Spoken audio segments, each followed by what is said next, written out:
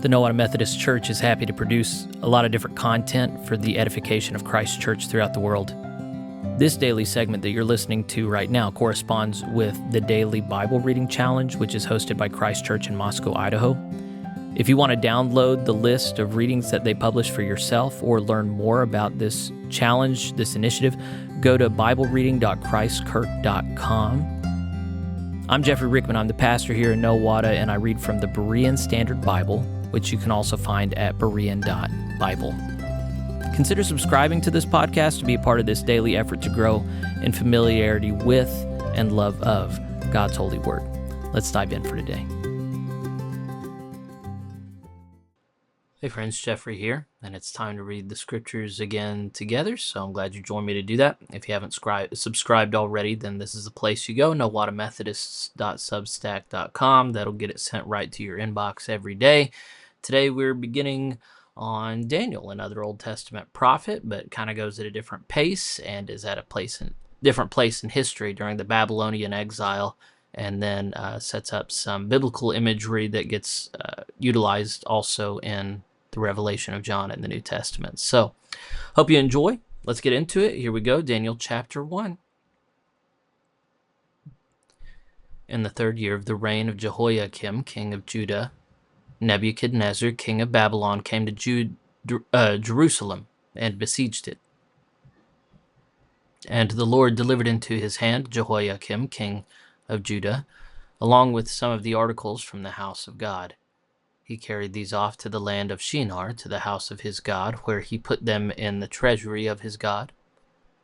Then the king ordered Ashpenaz, the chief of his court officials, to bring in some Israelites from the royal family and the nobility, young men without blemish, handsome, gifted in all wisdom, knowledgeable, quick to understand, and qualified to serve in the king's palace, and to teach them the language and literature of the Chaldeans. The king assigned them daily provisions of the royal food and wine. They were to be trained for 3 years, after which they were to enter the king's service. Among these young men were some from Judah: Daniel, Hananiah, Mishael, and Azariah. The chief official gave them new names. To Daniel he gave the name Belteshazzar, to Hananiah Shadrach, to Mishael Meshach, and to Azariah Abednego. But Daniel made up his mind that he would not defile himself with the king's food or wine, so he asked the chief official for permission not to defile himself. Now God had granted Daniel favor and compassion from the chief official, but he said to Daniel, "I fear my lord the king, who has assigned your food and drink. For why should he see your faces looking thinner than those of the other young men your age? You would endanger my head before the king." Then Daniel said to the steward whom the chief official had appointed over Daniel, Hananiah, Mishael, and Azariah, "Please test your servants for 10 days. Let us be given only vegetables to eat and water to drink. Then compare our appearances with those of the young men who are eating the royal food, and deal with your servants according to what you see." So he consented to this and tested them for 10 days. And at the end of 10 days, they looked healthier and better nourished than all the young men who were eating the king's food. So the steward continued to withhold their choice food and wine, and the wine they were to drink, and he gave them vegetables instead. To these 4 young men God gave knowledge and understanding in every kind of literature and wisdom. And Daniel had insight into all kinds of visions and dreams. Now at the end of the time specified by the king, the chief official presented them to Nebuchadnezzar. And the king spoke with them, and among all the young men he found no one equal to Daniel, Hananiah, Mishael, and Azariah. So they entered the king's service. In every matter of wisdom and understanding about which the king consulted them, he found them 10 times better than all the magicians and enchanters in his entire kingdom. And Daniel remained there until the first year of King Cyrus. Daniel chapter 2. In the 2nd year of his reign, Nebuchadnezzar had dreams that troubled his spirit, and sleep escaped him. So the king gave orders to summon the magicians, enchanters, sorcerers, and astrologers to explain his dreams. When they came and stood before the king, he said to them, "I have had a dream, and my spirit is anxious to understand it." Then the astrologers answered the king in Aramaic, "O king, may you live forever. Tell your servants the dream, and we will give the interpretation." The king replied to the astrologers, "My word is final. If you do not tell me the dream and its interpretation, you will be cut into pieces, and your houses will be reduced to rubble. But if you tell me the dream and its interpretation, you will receive from me gifts and rewards and great honor. So tell me the dream and its interpretation." They answered a second time, "Let the king tell the dream to his servants, and we will give the interpretation." The king answered, "I know for sure that you are stalling for time, because you see that my word is final. If you do not tell me the dream, there is only one decree for you. You have conspired to speak before me false and fraudulent words, hoping the situation will change. Therefore tell me the dream, and I will know that you can give me its interpretation." The astrologers answered the king, "No one on earth can do what the king requests. No king, however great and powerful, has ever asked anything like this of any magician, enchanter, or astrologer. What the king requests is so difficult that no one can tell it to him except the gods, whose dwelling is not with mortals." This response made the king so furious with anger that he gave orders to destroy all the wise men of Babylon. So the decree went out that the wise men were to be executed, and men went to look for Daniel and his friends to execute them. When Arioch, the commander of the king's guard, had gone out to execute the wise men of Babylon, Daniel replied with discretion and tact. "Why is the decree from the king so harsh?" he asked. At this time, Arioch explained the situation to Daniel. So Daniel went in and asked the king to give him some time so that he could give him the interpretation. Then Daniel returned to his house and explained the matter to his friends, Hananiah, Mishael, and Azariah, urging them to plead for mercy from the God of heaven concerning this mystery, so that Daniel and his friends would not be killed with the rest of the wise men of Babylon. During the night, the mystery was revealed to Daniel in a vision, and he blessed the God of heaven and declared, "Blessed be the name of God forever and ever, for wisdom and power belong to him. He changes the times and seasons. He removes kings and establishes them.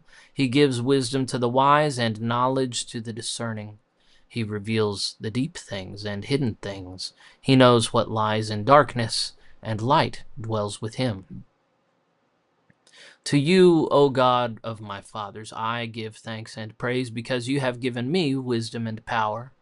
And now you have made known to me what we have requested, for you have made known to us the dream of the king." Therefore Daniel went to Arioch, whom the king had appointed to destroy the wise men of Babylon, and said to him, "Do not execute the wise men of Babylon. Bring me before the king, and I will give him the interpretation." Arioch hastily brought Daniel before the king and said to him, "I have found a man among the exiles from Judah who will tell the king the interpretation." The king responded to Daniel, whose name was Belteshazzar, "Are you able to tell me what I saw in the dream as well as its interpretation?" Daniel answered the king, "No wise man, enchanter, medium, or magician can explain to the king the mysteries of which he inquires. But there is a God in heaven who reveals mysteries, and he has made known to King Nebuchadnezzar what will happen in the latter days. Your dream and the visions that came into your mind as you lay on your bed were these. As you lay on your bed, O king, your thoughts turned to the future, and the revealer of mysteries made known to you what will happen. And to me this mystery has been revealed, not because I have more wisdom than any man alive, but in order that the interpretation might be made known to the king, and that you may understand the thoughts of your mind. As you, O king, were watching, a great statue appeared. A great and dazzling statue stood before you, and its form was awesome. The head of the statue was pure gold, its chest and arms were silver, its belly and thighs were bronze, its legs were iron, and its feet were part iron and part clay. As you watched, a stone was cut out, but not by human hands.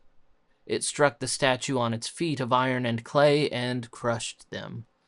Then the iron, clay, bronze, silver, and gold were shattered and became like chaff on the threshing floor in summer.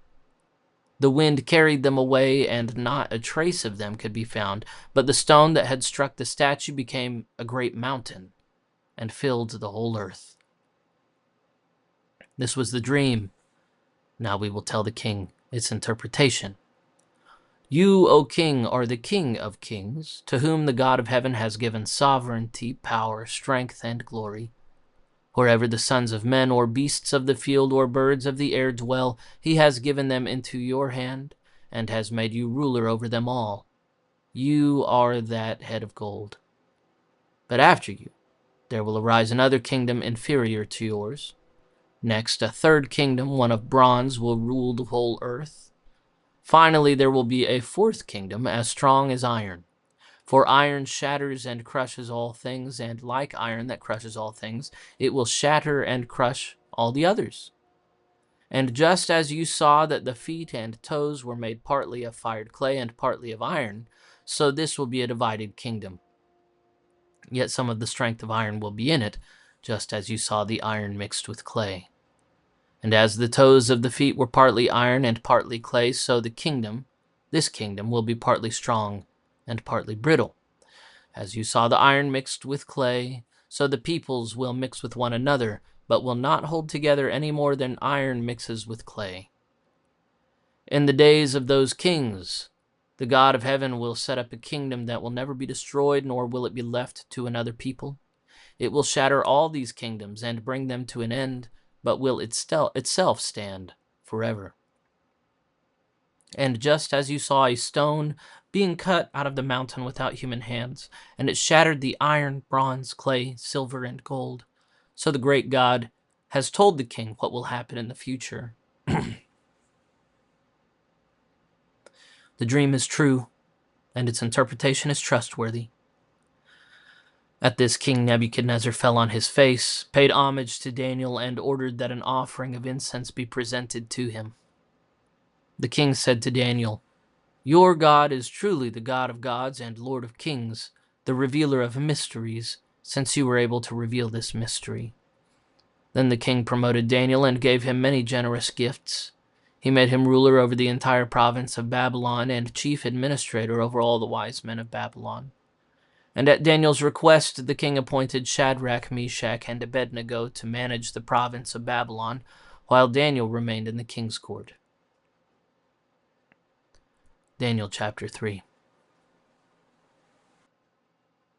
King Nebuchadnezzar made a golden statue 60 cubits high and 6 cubits wide, and he set it up on the plain of Dura in the province of Babylon. Then King Nebuchadnezzar sent words to assemble the satraps, prefects, governors, advisors, treasurers, judges, magistrates, and all the other officials of the provinces to attend the dedication of the statue he had set up. So the satraps, prefects, governors, advisors, treasurers, judges, magistrates, and all the rulers of the provinces assembled for the dedication of the statue that King Nebuchadnezzar had set up, and they stood before it. Then the herald loudly proclaimed, "O people of every nation and language, this is what you are commanded. As soon as you hear the sound of the horn, flute, zither, lyre, harp, pipes, and all kinds of music, you must fall down and worship the golden statue that King Nebuchadnezzar has set up. And whoever does not fall down and worship will immediately be thrown into the blazing fiery furnace." Therefore, as soon as all the people heard the sound of the horn, flute, zither, lyre, harp, and all kinds of music, the people of every nation and language would fall down and worship the golden statue that King Nebuchadnezzar had set up. At this time, some astrologers came forward and maliciously accused the Jews, saying to King Nebuchadnezzar, "O king, may you live forever. You, O king, have issued a decree that everyone who hears the sound of the horn, flute, zither, lyre, harp, pipes, and all kinds of music must fall down and worship the golden statue, and that whoever does not fall down and worship will be thrown into the blazing fiery furnace. But there are some Jews you have appointed to manage the province of Babylon, Shadrach, Meshach, and Abednego, who have ignored you, O king, and have refused to serve your gods or worship the golden statue you have set up. Then Nebuchadnezzar, furious with rage, summoned Shadrach, Meshach, and Abednego. So these men were brought before the king. And Nebuchadnezzar said to them, Shadrach, Meshach, and Abednego, is it true that you do not serve my gods or worship the golden statue I have set up? Now, if you are ready, as soon as you hear the sound of the horn, flute, zither, lyre, harp, pipes, and all kinds of music, you must fall down and worship the statue I have made. But if you refuse to worship, you will be thrown at once into the blazing fiery furnace. Then what God will be able to deliver you from my hands? Shadrach, Meshach, and Abednego replied to the king, O Nebuchadnezzar, we have no need to answer you in this matter. If the God whom we serve exists, then he is able to deliver us from the blazing fiery furnace and from your hand, O king. But even if he does not, let it be known to you, O king, that we will not serve your gods or worship the golden statue you have set up. At this, Nebuchadnezzar was filled with rage, and the expression on his face changed towards Shadrach, Meshach, and Abednego. He gave others orders to heat the furnace 7 times hotter than usual. And he commanded some mighty men of valor in his army to tie up Shadrach, Meshach, and Abednego and throw them into the blazing fiery furnace. So they were tied up, wearing robes, trousers, turbans, and other clothes, and they were thrown into the blazing fiery furnace. The king's command was so urgent, and the furnace was so hot, that the fiery flames killed the men who carried up Shadrach, Meshach, and Abednego. And these 3 men, Shadrach, Meshach, and Abednego, firmly bound, fell into the blazing fiery furnace. Suddenly, King Nebuchadnezzar jumped up in amazement and asked his advisors, Did we not throw 3 men firmly bound into the fire?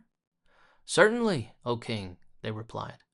Look, he exclaimed, I see 4 men, unbound and unharmed, walking around in the fire, and the 4th looks like a son of the gods. Then Nebuchadnezzar approached the door of the blazing fiery furnace and called out, Shadrach, Meshach, and Abednego, servants of the Most High God, come out! So Shadrach, Meshach, and Abednego came out of the fire. And when the satraps, prefects, governors, and royal advisors had gathered around, they saw that the fire had no effect on the bodies of these men. Not a hair of their heads was singed, their robes were unaffected, and there was no smell of fire on them. Nebuchadnezzar declared, Blessed be the God of Shadrach, Meshach, and Abednego, who has sent his angel and delivered his servants who trusted in him. They violated the king's command and risked their lives rather than serve or worship any god except their own God. Therefore I decree that the people of any nation or language who say anything offensive against the God of Shadrach, Meshach, and Abednego will be cut into pieces, and their houses reduced to rubble, for there is no other God who can deliver in this way. Then the king promoted Shadrach, Meshach, and Abednego in the province of Babylon. Daniel chapter 4. King Nebuchadnezzar, to the people of every nation and language who dwell in all the earth, may your prosperity be multiplied. I am pleased to declare the signs and wonders that the Most High God has performed for me. How great are his signs, how mighty his wonders. His kingdom is an eternal kingdom. His dominion endures from generation to generation. I, Nebuchadnezzar, was at ease in my house and flourishing in my palace. I had a dream, and it frightened me. While in my bed, the images and visions in my mind alarmed me. So I issued a decree that all the wise men of Babylon be brought before me to interpret the dream for me. When the magicians, enchanters, astrologers, and diviners came in, I told them the dream, and they could not interpret it for me. But at last, into my presence came Daniel, whose name is Belteshazzar, after the name of my God, and in whom is the spirit of the holy gods. And I told him the dream. O Belteshazzar, king of the magicians, I know that the spirit of the holy gods is in you, and that no mystery baffles you. So explain to me the visions I saw in my dream and their interpretation. In these visions of my mind, as I was laying in bed, I saw this come to pass. There was a tree in the midst of the land, and its height was great. The tree grew large and strong, its top reached the sky, and it was visible to the ends of the earth. Its leaves were beautiful, its fruit was abundant, and upon it was food for all. Under it the beasts of the field found shelter. In its branches the birds of the air nested, and from it every creature was fed. As I lay on my bed, I also saw in the visions of my mind a watcher, a holy one, coming down from heaven. He called out in a loud voice, "Cut down the tree and chop off its branches, strip off its leaves and scatter its fruit. Let the beasts flee from under it and the birds from its branches. But leave the stump with its roots in the ground, and a band of iron and bronze around it in the tender grass of the field. Let him be drenched with the dew of heaven, and graze with the beasts on the grass of the earth. Let his mind be changed from that of a man, and let him be given the mind of a beast, till 7 times pass him by." This decision is the decree of the watchers, the verdict declared by the holy ones, so that the living will know that the Most High rules over the kingdom of mankind and gives it to whom he wishes, setting over it the lowliest of men. This is the dream that I, King Nebuchadnezzar, saw. Now Belteshazzar told me the interpretation, because none of the wise men of my kingdom can interpret it for me. But you are able, because the spirit of the holy gods is in you. For a time Daniel, who was also known as Belteshazzar, was perplexed, and his thoughts alarmed him. So the king said, "Belteshazzar, do not let the dream or its interpretation alarm you." "My lord," replied Belteshazzar, "may the dream apply to those who hate you, and its interpretation to your enemies. The tree you saw that grew large and strong, whose top reached the sky and was visible to all the earth, whose foliage was beautiful and whose fruit was abundant, providing food for all, under which the beasts of the field lived, and in whose branches the birds of the air nested. You, O king, are that tree. For you have become great and strong. Your greatness has grown to reach the sky, and your dominion extends to the ends of the earth. And you, O king, saw a watcher, a holy one, coming down from heaven and saying, 'Cut down the tree and destroy it, but leave the stump with its roots in the ground, and a band of iron and bronze cast around it in the tender grass of the field. Let him be drenched with the dew of heaven and grazed with the beasts of the field till 7 times pass him by.' This is the interpretation, O king. And this is the decree that the Most High has issued against my lord the king. You will be driven far away from mankind, and your dwelling will be with the beasts of the field. You will feed on grass like an ox and be drenched with the dew of heaven. And 7 times shall pass you by until you acknowledge that the Most High rules over the kingdom of mankind and gives it to whom he wishes. As for the command to leave the stump of the tree with its roots, your kingdom will be restored to you as soon as you acknowledge that heaven rules. Therefore, may my advice be pleasing to you, O king. Break away from your sins by doing what is right, and from your iniquities by showing mercy to the oppressed. Perhaps there will be an extension of your prosperity." All this happened to King Nebuchadnezzar. 12 months later, as he was walking on the roof of the royal palace of Babylon, the king exclaimed, "Is this not Babylon the Great, which I myself have built by the might of my power as a royal residence and for the glory of my majesty?" While the words were still in the king's mouth, a voice came from heaven. "It is decreed to you, King Nebuchadnezzar, that the kingdom has departed from you. You will be driven away from mankind to live with the beasts of the field, and you will feed on grass like an ox, and 7 times will pass you by until you acknowledge that the Most High rules over the kingdom of mankind and gives it to whom he wishes. At that moment, the sentence against Nebuchadnezzar was fulfilled. He was driven away from mankind. He ate grass like an ox, and his body was drenched with the dew of heaven, until his hair grew like the feathers of an eagle and his nails like the claws of a bird. But at the end of those days, I, Nebuchadnezzar, looked up to heaven, and my sanity was restored to me. Then I praised the Most High, and I honored and glorified him who lives forever. For his dominion is an everlasting dominion, and his kingdom endures from generation to generation. All the peoples of the earth are counted as nothing, and he does as he pleases with the army of heaven and the peoples of the earth. There is no one who can restrain his hand or say to him, "What have you done?" At the same time my sanity was restored, my honor and splendor returned to me for the glory of my kingdom. My advisers and nobles sought me out, and I was restored to my throne, and surpassing greatness was added to me.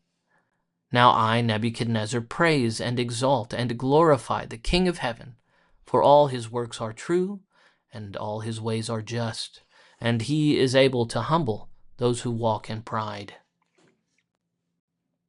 Daniel chapter 5. Later, King Belshazzar held a great feast for 1,000 of his nobles, and he drank wine with them. Under the influence of the wine, Belshazzar gave orders to bring in the gold and silver vessels that Nebuchadnezzar his father had taken from the temple in Jerusalem, so that the king could drink from them along with his nobles, his wives, and his concubines. Thus they brought in the gold vessels that had been taken from the temple, the house of God in Jerusalem, and the king drank from them, along with his nobles, his wives, and his concubines. As they drank the wine, they praised their gods of gold and silver, bronze and iron, wood and stone. At that moment the fingers of a human hand appeared, and wrote on the plaster of the wall near the lampstand in the royal palace. As the king watched the hand that was writing, his face grew pale, and his thoughts so alarmed him that his hips gave way and his knees knocked together.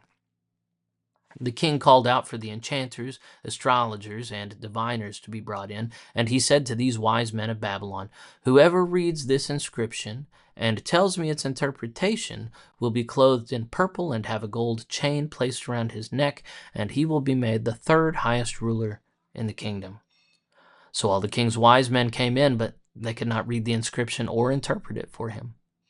Then King Belshazzar became even more terrified. His face grew even more pale, and his nobles were bewildered.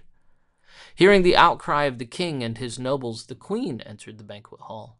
"O king, may you live forever," she said. "Do not let your thoughts terrify you, or your face grow pale. There is a man in your kingdom who has the spirit of the holy gods in him. In the days of your father he was found to have insight, intelligence, and wisdom like that of the gods. Your father, King Nebuchadnezzar, appointed him chief of the magicians, enchanters, astrologers, and diviners. Your own father, the king, did this because Daniel, the one he named Belteshazzar, was found to have an extraordinary spirit, as well as knowledge, understanding, and the ability to interpret dreams, explain riddles, and solve difficult problems. Summon Daniel, therefore, and he will give you the interpretation." So Daniel was brought before the king, who asked him, "Are you Daniel, one of the exiles my father the king brought from Judah? I have heard that the spirit of the gods is in you, and that you have insight, intelligence, and extraordinary wisdom." Now the wise men and enchanters were brought before me to read this inscription and interpret it for me, but they could not give its inscription. But I have heard about you that you are able to give interpretations and solve difficult problems.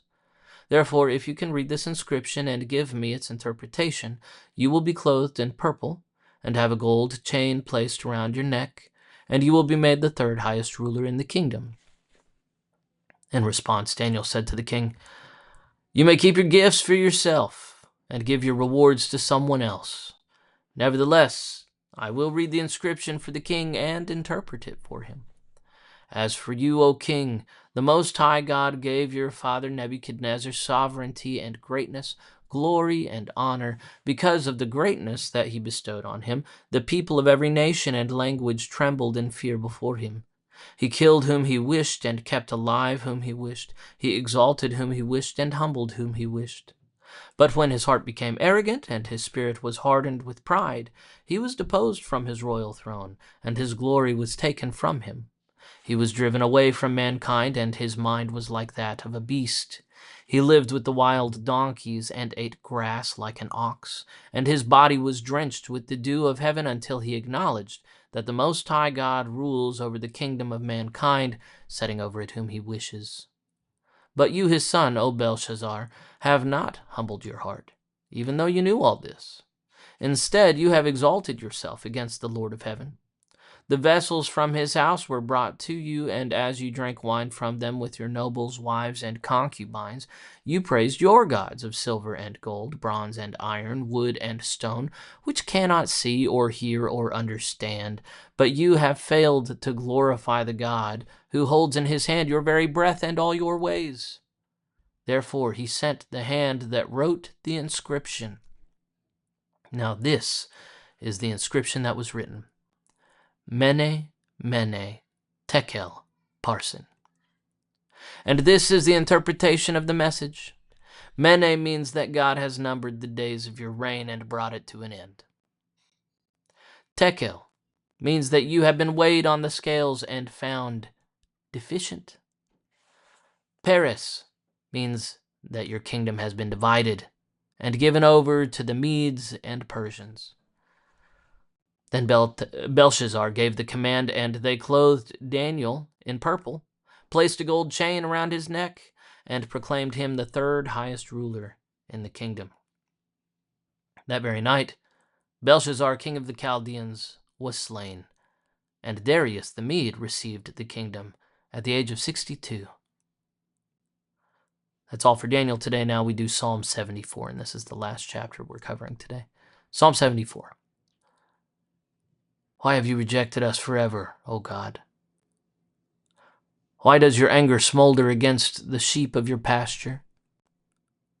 Remember your congregation, which you purchased long ago and redeemed as the tribe of your inheritance, Mount Zion, where you dwell.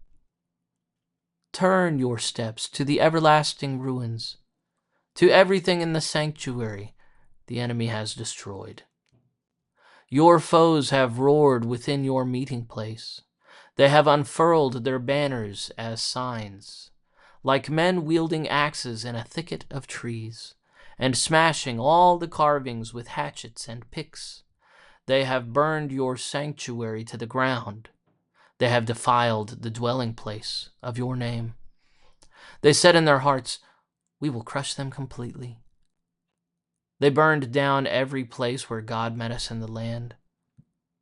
There are no signs for us to see. There is no longer any prophet, and none of us knows how long this will last. How long, O God, will the enemy taunt you? Will the foe revile your name forever? Why do you withdraw your strong right hand? Stretch it out to destroy them. Yet God is my king from ancient times, working salvation on the earth. You divided the sea by your strength. You smashed the heads of the dragons of the sea. You crushed the heads of Leviathan. You fed him to the desert creatures of the desert. You broke open the fountain and the flood. You dried up the ever-flowing rivers. The day is yours and also the night. You established the moon and the sun.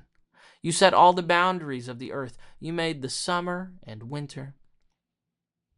Remember how the enemy has mocked you, O Lord, how a foolish people has spurned your name. Do not deliver the soul of your dove to beasts. Do not forget the lives of your afflicted forever. Consider your covenant, for haunts of violence fill the dark places of the land. Do not let the oppressed retreat in shame. May the poor and needy praise your name. Rise up, O God. Defend your cause. Remember how the fool mocks you all day long. Do not disregard the clamor of your adversaries, the uproar of your enemies that ascends continually. This is the word of the Lord. Thanks be to God. Saw a conversation, a snippet of a conversation between Bill Maher, atheist comedian, has a show on HBO. And then, what's that other guy's name? I can usually think of it. He's a Christian, public thinker, goes to college campuses and talks with the students. What is his name? But Maher has always found the Christian faith and faith in general ridiculous because of the problem of suffering. He just doesn't understand how an all-powerful God could ever think that suffering is a good idea. And that fundamental question is called the question of theodicy, or how can God be just while requiring the undeserved suffering of his creation? And that's really a very basic question. And it's something that the Bible answers many times over and over. Has it in theological propositional language, has it in the stories of Daniel, of Job. Has it for us. These are deep mysteries. There is no quick formula to just sum it up and, oh, okay, yeah, that all fits. But something I would say is that people who think that that is a significant problem for God's justice or mercy, they're not as smart as they think they are. Keep meditating upon God's word, and you'll find that peace comes with respect to these things. There is suffering, and God joins us in that through his son, Jesus, who is the way, the truth, and the life. We'll be back at it again tomorrow. Join me then. I'll see you.